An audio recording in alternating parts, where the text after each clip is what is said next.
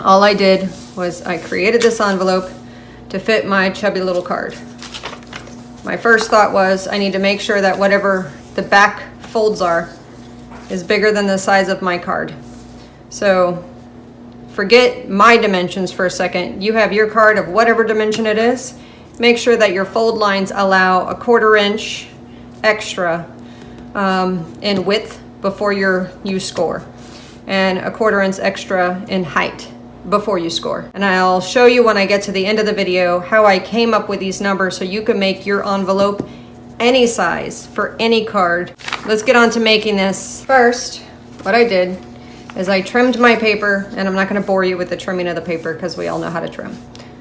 So my length is 10 inches and my width is 7 1/4. Why did I choose 10 inches? I'm not going to wait till the end, I'll just tell you. Because I want 1.5 inches more for when I fold it over, that it covers with an extra flap, and I like a little extra flap.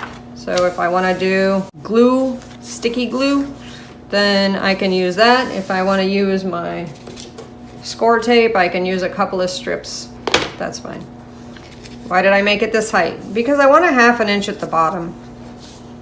I want a little extra space, and I want a whole inch up top. Let's make it simple. Whatever your card size is at 1.5 inches. And then whatever your card size is going this way, where you want to have that top fold down, because I have 1 inch up top, a 1/4 inch here, and 1/2 inch there. That's 1 3/4. And it would work for every card. Doesn't matter your size. So add 1.5 inches this way and 1 3/4 this way, and you're gonna have a happy, happy card. Let's do that. So you ask yourself, well, it doesn't look like it's gonna fit. It'll fit. It'll look good. Let's put out our tools. What do I need? I like my itty bitty scissors. I like my big scissors. I like my bone folder. I need a corner rounder. I need that circle cutter.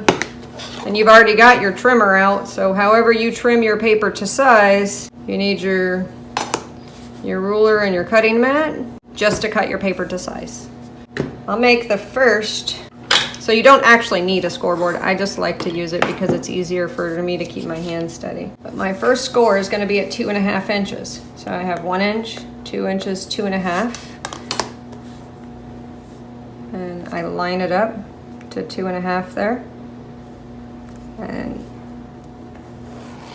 I don't need a scoreboard. But if I really wanted to, no, you probably can't see that score line. If I really wanted to, I could just use this mat for the scoring.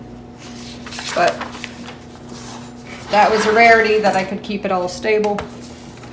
So let me make sure I'm on screen. Oh, I hit the camera for you. I apologize about that.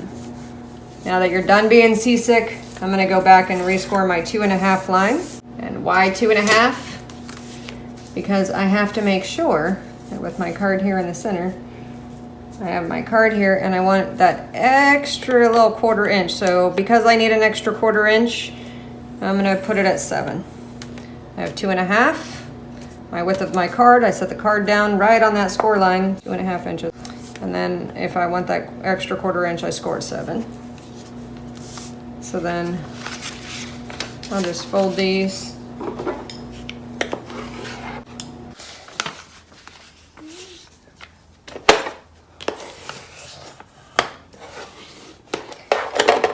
Okay, so there's the first 2 scores. Now hopefully you can see them.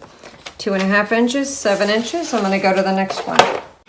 And I know I could use my bone folder to score, but this came with the Martha Stewart board that I'm using. And it's never ripped my paper. Maybe because I do it light, do it a couple of times, but I find that it's helpful. Okay, so 1/2 inch. Why? Because that's the bottom of my thing. I don't want my flip to be really big at the bottom. Remember that 1/2 inch? If you have it big at the bottom, that would just look unbalanced. It'd look funny. I mean, I think the asymmetrical envelope style is better. So let's do 1 inch up top. So if it's 7 1/4, I come in to 6 1/4. That's it. Here we go. Trim the bottom. And I like to trim it right on that score line because I'm gonna come back and corner round it. All right, so I'm gonna cut these away. I like the long scissors for a longer cut. If it's not straight, it don't matter. For some reason, on cuts, that doesn't bother me. It's when it's on the finished project that I go crazy, that it's not straight.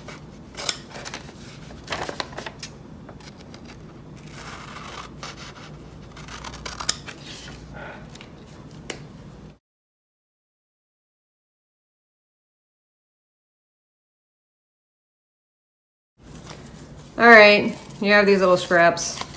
Me, if it's thin paper like this, unless I have a good stamping area, I finally just toss them. You wouldn't believe how much I hoard paper because I have an addiction to paper. There we go. I'm gonna go ahead and corner around the top here.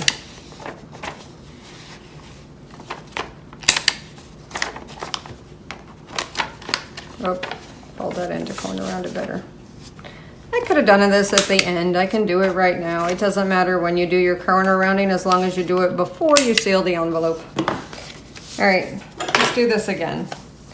So this is what my final envelope is gonna look like. Think about how your card's gonna close. So I'm gonna need one on this edge.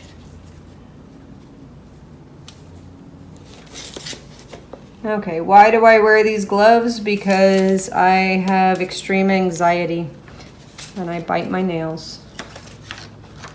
I bite my cuticles. I don't really care if the people judge me about biting them. That doesn't bother me. I just don't want to gross anybody out who's watching. And now that I'm looking at them, it might inspire me to be more crafty. Just because I like the vintagey look and I like the grunge look, and I think the more I craft with them, the more grungy they'll be and they'll just make me happy. So as you can see, there's like one day of crafting with them just to play with them, and I already got holes in them, but I kind of like that, so it's okay. So here we go. I know that I can now safely fold my inner flap. I have it nice and tight to the line. Oops, I hit the camera again. Have it nicely tight to the line. And so the reason this will work is because it has 2 points that'll seal it nice and tight. If you don't want to use score tape, and this score tape right here is what I use. But if you don't want to use score tape, you can use a glue stick. A glue stick, just make sure that when you, like Pocket Full of, the lady on Pocket Full of Vintage, don't just lick it. I thought that was the cutest thing. When you use a glue stick, you have to be liberal with that glue because it's just a glue stick. Be liberal with it. I think that's what she said. All right, so back to this. My bottom flap is gonna have to be attached. I like it to be kind of close to the edge.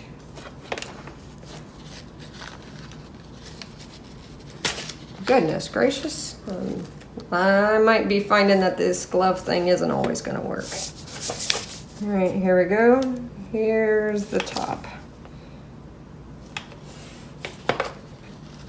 All right, you might think it's done. I don't think it's done. I don't think it's done because I don't like how it's just straight across up top when I pull my card out. And see, it just wouldn't look good.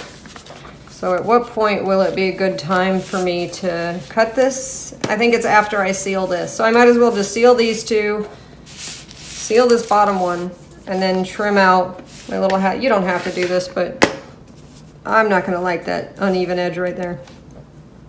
No, I'll trim that out. So let's do this. This one's on the inside. And this one's on the top. How do I know that? Because if I did it the other way, it'd be sticking to the card and that would be open. So, all right, inside and top. You know, I kind of wish I would have left the longer side on the top because I don't like how that's just slightly off center. But I'll just accept it. Let's go ahead and seal up the bottom. Oh, that looks cute. All right, so I do like to burnish after I seal something. There we go. Yeah.